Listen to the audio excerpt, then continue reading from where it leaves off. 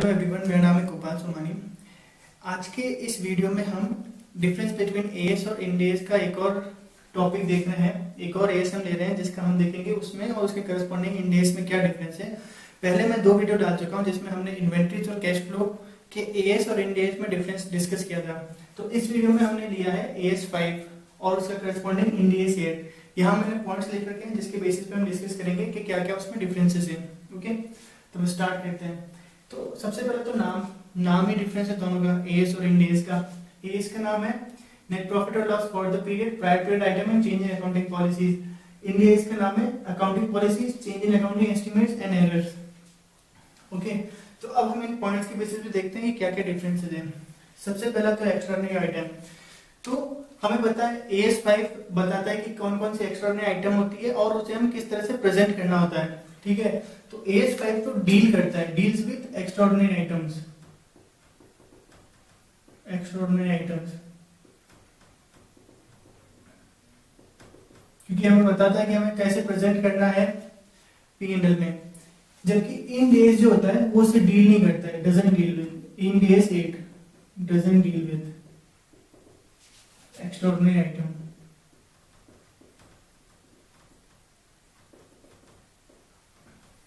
Okay, तो Ind AS 8 उससे deal नहीं करता है एक्स्ट्राऑर्डिनरी आइटम से, जबकि एएस 5 एक्स्ट्राऑर्डिनरी आइटम के प्रेजेंटेशन के बारे में बताता है। तो जो एक्स्ट्राऑर्डिनरी आइटम होती है वो इंडेस 1 डील करता है उससे, डील्स। ओके, एएस इंडेस 8 डील नहीं करता है। दूसरा है डेफिनेशन ऑफ अकाउंटिंग पॉलिसीज। तो एएस 5 में जो अकाउंटिंग पॉलिसीज की डेफिनेशन है उसमें क्या क्या लिख रखा है कि accounting principles, accounting principles and method of applying those principles।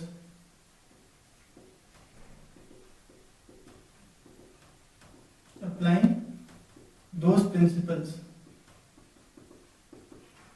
Okay, तो यहाँ पे उन्होंने मेनली अकाउंटिंग प्रिंसिपल बता रखे कि अकाउंटिंग प्रिंसिपल्स और method of applying those principle वो है अकाउंटिंग पॉलिसीज। ठीक है, जबकि इसमें अकाउंटिंग एप्लीकेशन के साथ कन्वेंशंस, रूल्स, बेसिस, तो ये सब चीजें भी इंक्लूड कर रखी है। ठीक है, मतलब अकाउंटिंग प्रिंसिपल्स तो है ही, प्रिंसिपल्स है, कोई भी कन्वेंशन है, रूल्स है, बेसिस है, वो सब उन्होंने इसमें डेफिनेशन में इंक्लूड कर रखा है।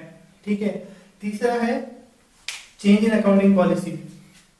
ओके, तो चेंज इन अकाउंटिंग पॉलिसीज में क्या है, हमें एएस के अकॉर्डिंग उसमें 3 रीजन दे रखे हैं। या तो रिक्वायर्ड बाय एएस, या रिक्वायर्ड बाय लॉ या स्टैट्यूट, या तीसरा है वो बेटर प्रेजेंटेशन। 3 रीजन थे। ठीक है, तो ये वाला जो रीजन है, ये वाला रीजन इसमें शामिल नहीं कर रखा है। ठीक है, बाकी दोनों रीजन जो है वो एज इट इज इसमें शामिल कर रखे हैं इंडेस 8 में, कि अगर रिक्वायर्ड बाय इंडेस है या फॉर बेटर और रिलायबल प्रेजेंटेशन के लिए, रिलायबल बेटर प्रेजेंटेशन। तो इन सब कारणों से हम अकाउंटिंग पॉलिसी चेंज कर सकते हैं, जबकि ये वाला रीजन है वो उसमें शामिल नहीं कर रखा है। ओके, तो ये एक डिफरेंस है। ठीक है, नेक्स्ट है accounting for change in accounting policies. तो अब चेंज इन अकाउंटिंग पॉलिसीज जो होता है तो उसका इंपैक्ट हम कैसे देखते हैं, इंपैक्ट हम रेट्रोस्पेक्टिव देखते हैं। तो पहली बात जो है इंपैक्ट रेट्रोस्पेक्टिव। ठीक है, वो चीज सेम है, इंपैक्ट यहां भी हम रेट्रोस्पेक्टिव देखते हैं,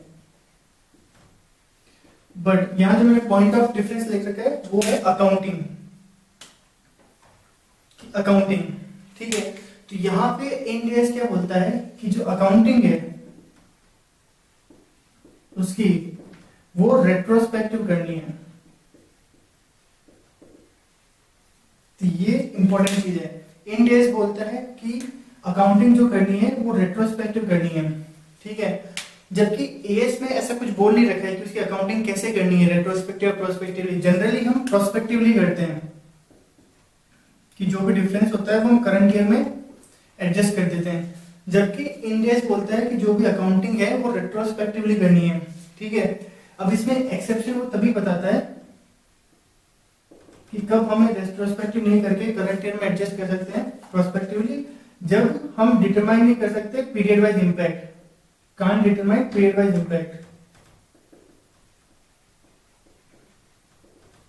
पीरियड स्पेसिफिक इंपैक्ट, इंपैक्ट या cumulative impact.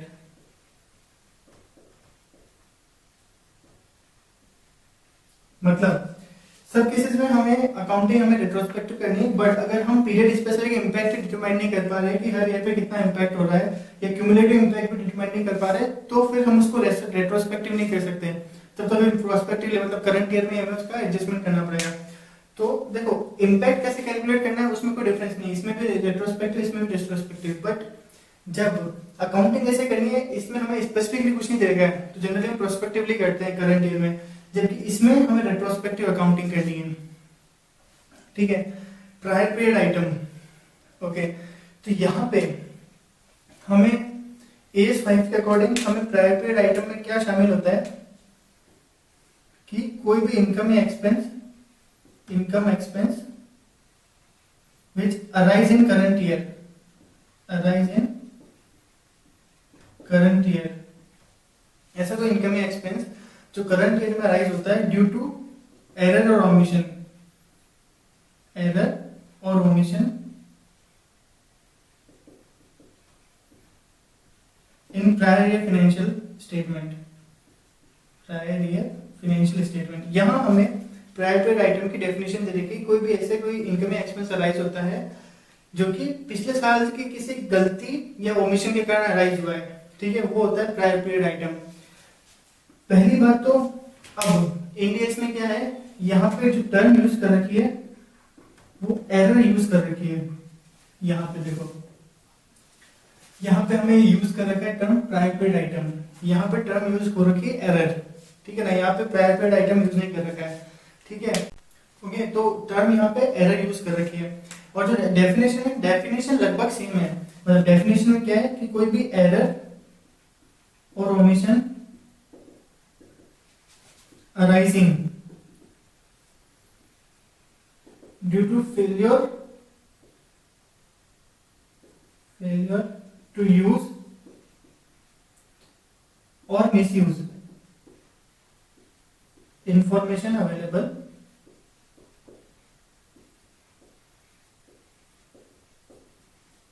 at the time of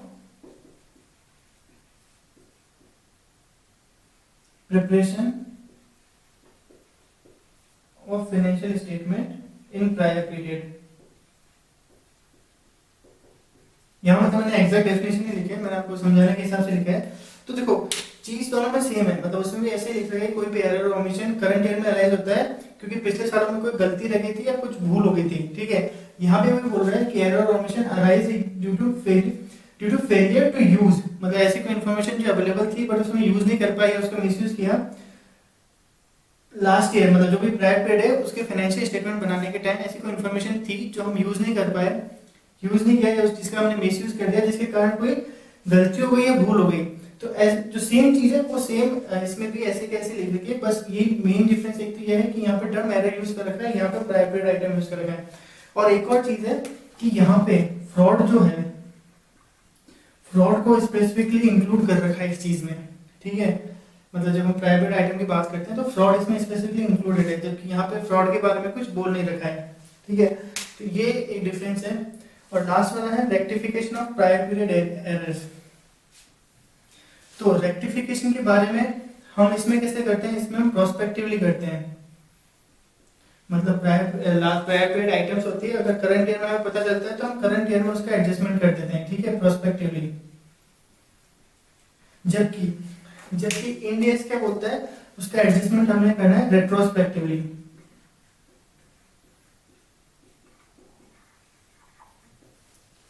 तो ये बोलता है प्रोस्पेक्टिवली, इंडियस बोलता है रेट्रोस्पेक्टिवली हमें एडजस्टमेंट करना है। और रेट्रोस्पेक्टिव करते टाइम कुछ इसके एक्सेप्शन है, एक्सेप्शन।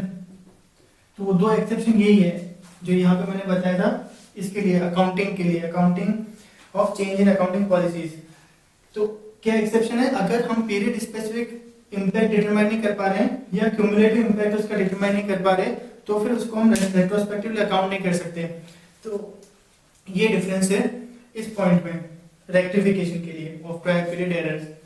तो ये कुछ पॉइंट है जिसके बेसिस पे मेजर डिफरेंसेस हैं इंड-एएस 8 में और एएस 5 में। इसके अलावा जो रिपोर्टिंग या डिस्क्लोजर रिक्वायरमेंट है वो भी दोनों में अलग अलग है, इसमें थोड़ी ज्यादा है, ठीक है। तो वो आप एक तो पढ़ के समझ सकते हो। जो कंसेप्चुअल डिफरेंस है वो मैंने यहाँ आपको क्लियर किए हैं कि मेन जो मेजर कंसेप्चुअल डिफरेंस है वो क्या क्या चेंज हुआ है, ओके। तो आई होप आप लोग को ये समझ में आ रहा होगा और आप लोग को ये कंसेप्ट क्लियर हो रहा होगा। अगर आपको कोई भी डाउट आता है तो प्लीज आप कमेंट में मुझसे पूछें। इसके अलावा मैं जो भी अदर टॉपिक्स है वो मैं धीरे धीरे करके बाकी एएस और इंड-एएस के डिफरेंस भी उसकी भी वीडियो पोस्ट करूंगा। इसके अलावा कि अगर आपको अकाउंटिंग कोई भी मतलब अगर फाइनल का कोई भी चैप्टर है या आईपीसी का कोई भी चैप्टर है जिसमें आपको प्रॉब्लम आ रही है और आप चाहते हो कि मैं एक्सप्लेन करूं, तो आप मुझे कमेंट में बता सकते हो। मैं उसे जल्दी से जल्दी अच्छे से समझा के उसका एक वीडियो अपलोड कर दूंगा, ओके। अगर आप लोगों को मेरे वीडियो पसंद आ रहे हैं तो प्लीज़ लाइक एंड सब्सक्राइब करें। Thank you.